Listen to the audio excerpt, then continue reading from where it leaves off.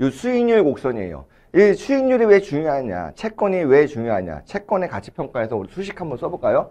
만기가 그쵸? N년도에요. 그러면은 매년 쿠폰을 줘요. 현재 이자율, 이게 R이라는 게 뭐 이자율, 수익률, 할인율 다 같은 개념이에요. 그렇죠? 이렇게 되고 C에 1 플러스 R의 제곱 이렇게 가서 만기 때 페이스 밸류를 이렇게 할게요. 원래 근데 퓨처 밸류라도 보고 이걸 페이스 밸류라고 할게요. 전요. 1 플러스 R의 N승이에요. 그럼 채권을 발행할 때는요.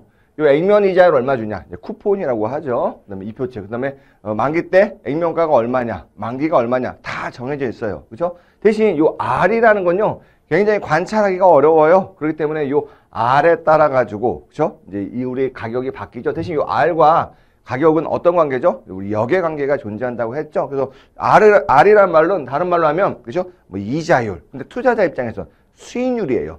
수익률이 높다라는 건 뭐죠? 아, 내가 이번에 주식 투자해가지고 큰 돈 벌었어. 수익률이 높아. 라는 건 주가가 많이 올라갔다는 말도 되지만요. 그걸 역으로 한다면 내가 저렴하게 샀다는 얘기인 거죠. 그렇죠? 여기서 수익률이 높다는 건요. 말 그대로 채권 가격이 되게 저렴한 거예요. 왜냐면 채권은 만기 때 줄 수 있는 돈이 딱 있어요. 주식이라는 거는 내가 이제 한도 끝도 없이 이렇게 올라갈 수 있잖아요. 채권은요. 너는 딱 여기까지만. 그러니까 여기까지만 이제 올라가는 거예요. 그렇죠? 그렇기 때문에 얘가 올라가는 게 아니라 내가 아래로 한도 끝도 없이 내려간 상태에서 사야지 수익률이 높아지는 거죠. 그래서 요 R이라는 건 수익률인데 여기서 이제 수익률 곡선이라는 건 뭐냐면 요 그래프를 얘기해요. 그럼 뭐와 뭐와의 관계냐? 우리가 수익률이라는 거를 우리가 말하는 종속 변수라고 해볼게요. 요 R이라고 할게요. 요건데 요 R이라는 거 여기서 이제 수익률은 우리가 이제 R이라고도 표현하지만 채권에서 뭐 이자율 이런 것도 다 일드라고 하죠. 일드. 그렇죠? 일드. 그렇죠? 일드고 얘는 만기. 그렇죠? 요 N이에요. 만기. 그래서 만기하고 채권 투자 수익률, 뭐 채권 수익률 앞에 투자라는 말이 뭐 생략되어 있다고 보셔도 돼요. 그래서 만기하고 채권에 대한 투자 수익률 간의 관계가 바로 수익률 곡선이다. 그렇다면 여기 그림을 좀 볼게요. 좀 더 자세히요. 보시면 여기 뭐 스티프도 있고 뭐 노멀도 있고 플랫도 있고 뭐 인버티드도 있잖아요. 그러니까 만기가 오른쪽으로 가면 갈수록 길어져요. 그렇죠? 일반적으로 똑같은 채권. 그러니까 요 얘기는요. 요 만기하고 수익률 간의 관계라면 예를 들어 뭐 5년 만기 국채 수익률. 그러니까 발행자가 동일해야 돼요. 발행자. 예를 들어 여기 발행자가 회사채도 있고 국채도 있고 외국 정부도 있고 이런 것들은 아니에요. 하나의 발행자를 놓고 얘기하는 거예요. 그렇다면은 예를 들어 어떤 발행자가요 3개월 만기짜리 채권도 발행하고 어떤 발행자가 1년 만기짜리 채권도 발행하고 누구는 2년 만기, 누구는 3년 만기, 5년 만기 만기별로 수익률이 있으려면 그 채권을 발행한 사람이 굉장히 다양한 만기를 발행하고 있거나 아니면은 이미 옛날 게 발행했지만 시간이 흘러가지고 만기가 얼마 안 남았거나 그런 것들이 존재해야겠죠. 그렇기 때문에요. 보통 요 만기 수익률 곡선이잖아요. 요 만기하고 수익률 곡선을 그릴 때는요. 그 다음에 또 문제가 뭐냐면 여기 채권이 다 동일해야 돼요. 그렇죠? 누구는 그렇죠? 액면가 5%. 그러니까 똑같이 1년, 2년 만기가 다 다른데 발행하는 것도 이제 국가예요. 근데 누구는 그렇죠? 뭐 액면 이자율 5%, 누구는 액면 이자율 4%, 누구는 3%. 안 돼요. 그러니까 여기서 얘기한다는 건 굉장히 사실은 이게 말은 쉽지만요. 요 수익률 그래프를 그려라. 굉장히 어려워요. 왜 그러면 똑같은 채권을 가지고 그려야 되는데 모든 게 동일하고 만기만 다른 거예요. 그렇죠? 그러면은 액면가도 동일하고 그렇죠? 액면 이자율도 다 동일해야 돼요. 근데 세상에 그런 것들은 굉장히 드물어요. 그래서 보통은요. 우리가 이런 수익률 곡선을 그리잖아요. 그럼 누구 걸로 하겠어요?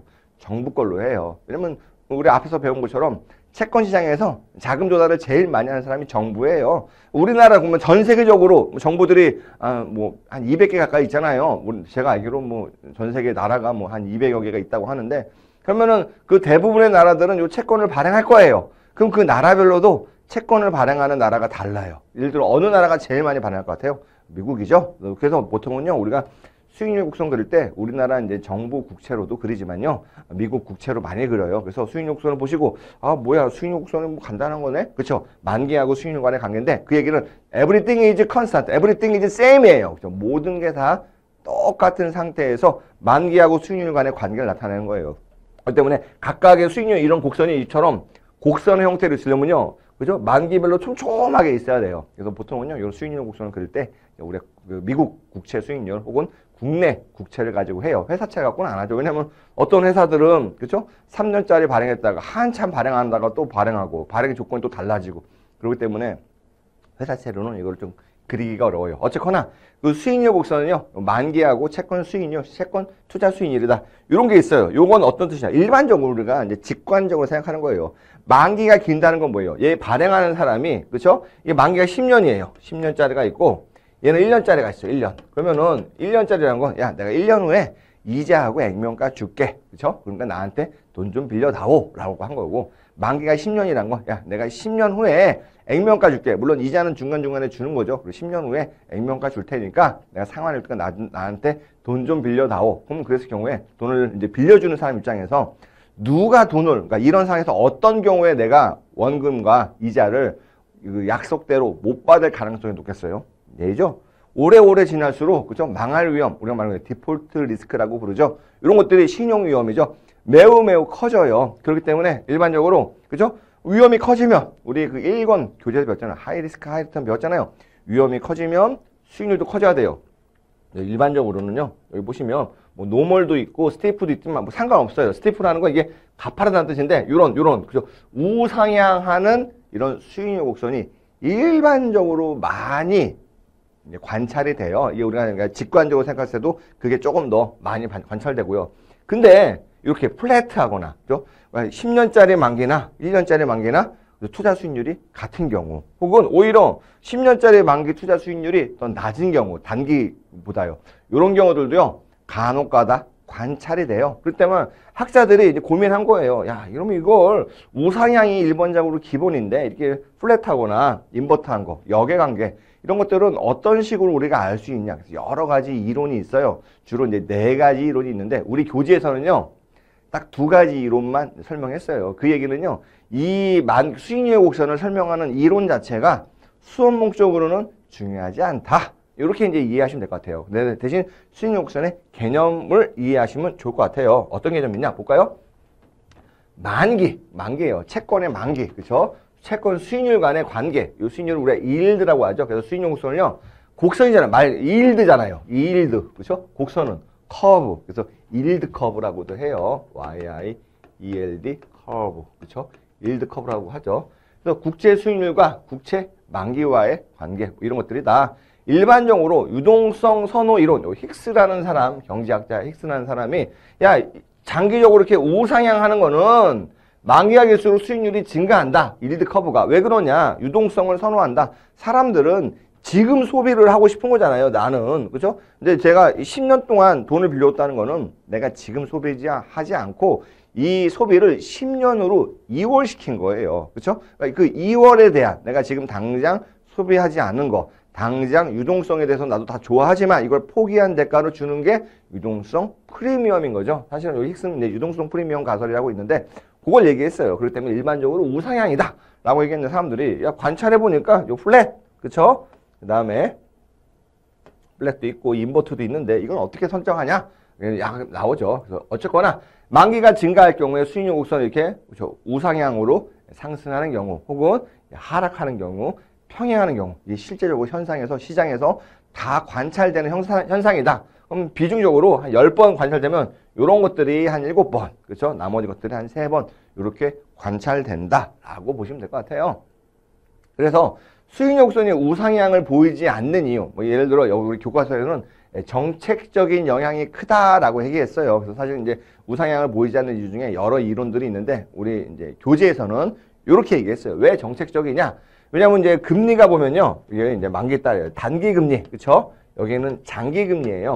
일반적으로 우리 이제 뭐 한국은행이나 페드라고 하죠. FRB, 페더럴 리저브 뱅크, 미국의 그죠?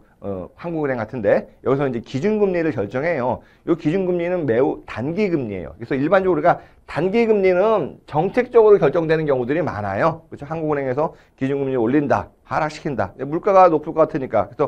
그래서 장기 금리는 그렇죠? 장기 금리까지는 정책으로 할 수가 없어요. 장기 금리는 미래의 자금 수요와 공급 어떻게 말하면 중장기적인 경제에 대한 전망에 따라 가지고 장기 금리가 결정돼요. 어떻게 보면 쉽게 보면 이렇게 본다면 우리가 이제 단기 금리하고 장기 금리가 약간 돌아가는 메커니즘이 조금 다른 거죠. 예를 들어 지금 경제가 매우 인플레이션이 심하다고 해볼게요. 금리를 막 올려요. 금리를 막 올려. 금리를 막 올리면 단기 금리는 되게 높아요. 근데 원래 중장기적으로는 경제가 불황일 것 같아요. 불황이면 자금의 수요 별로 없잖아요. 자금 공급할 사람도 별로 없을 수도 있지만 어쨌거나 수요자가 줄어들어요. 그래서 이런 형태로도 관찰이 가능하겠죠. 이 아까 말하는 우하향 형태. 그렇죠? 볼까요? 물가 상승으로 인해 정책적으로 단기 금리를 인상시키거나 장기적으로 경기 둔화가 예상되면 사실 딱 요 얘기가요. 지금 저희가 이제 날짜는 제가 밝히지 못하나 지금 요 촬영하고 있는 요 최근의 그 세태라고 볼 수 있어요. 경제 상황이에요. 이런 상황이기 때문에 이런 식으로도 이제 발생할 수가 있어요. 역전될 수도 있죠. 그래서 단기 금리는 높고 장기 금리는 이렇게 하향하는 형태의 수익률 곡선도 가능하다. 반면에 이렇게 될 수 있죠.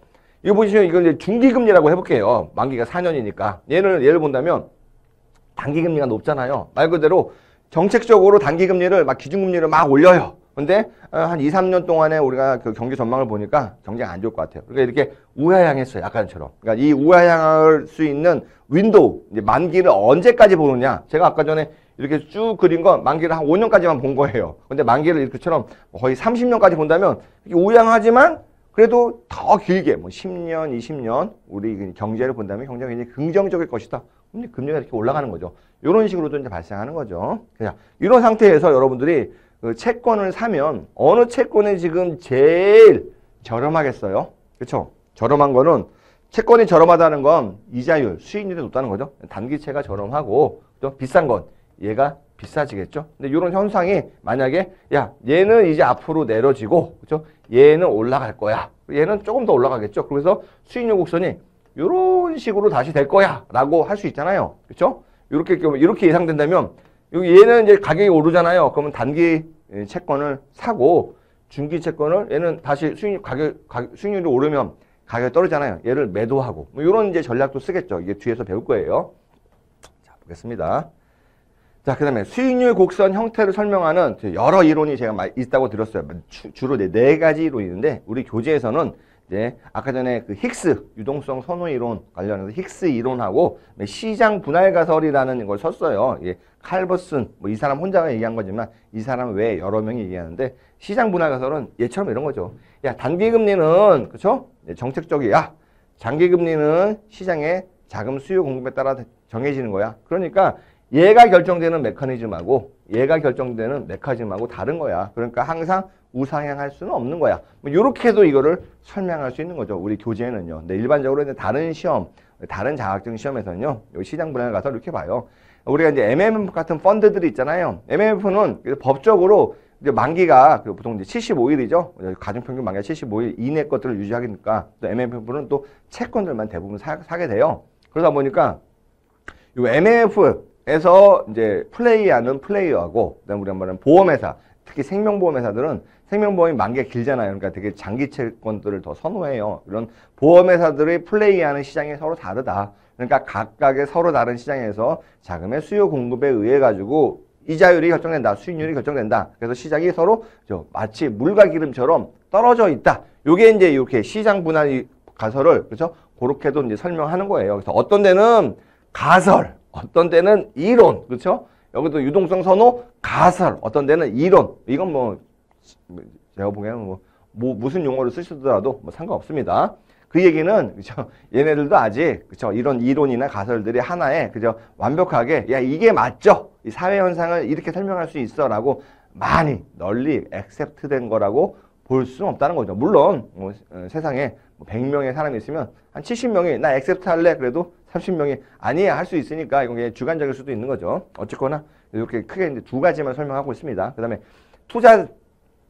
투자자 간에 자신이 투자할 수 있는 시장이 존재해서 각 시장별로 수요 공급에 의해 금리 결정. 요게 이제 제가 좀 전에 말씀드린 거고, 이제 요거 얘기하면 여기 왜 단기 금리하고 장기 금리를 얘기했냐. 이것처럼 아까 또 이제 단기, 장기가 서로 구분되어 있는 시장이다라고 이제 표현을 한 거고요. 수익률 곡선의 형태는 다양한 이론 통해서 설명된다. 그래서 제가 이것도 이제 교재에 있는 건데 하나의 이론만으로 설명이 안 돼. 그쵸? 아까 좀 유동성 선호 이론은 우상향, 그죠? 평평한 거는 보통 기대이론이라는 거 있어요. 평평하게. 그다음에 우하향하는 거는 이런 것처럼 단기적인 역전 현상, 뭐 낙타형도 있어요. 낙타형은 어떤 거냐면 지금 여기서는 몇 개 안 나왔지만요. 낙타형은 뒤에 또 우리가 배울 거예요. 보시면 단기금리 낙타형이니까 그죠? 얘가 이렇게 가다가 그죠? 뭐 그림을 좀 그려야 되는데 이렇게 가다가 요렇게 되는 거예요. 중기금리가 제일 높은 거. 반대로 되겠어. 버터플라이.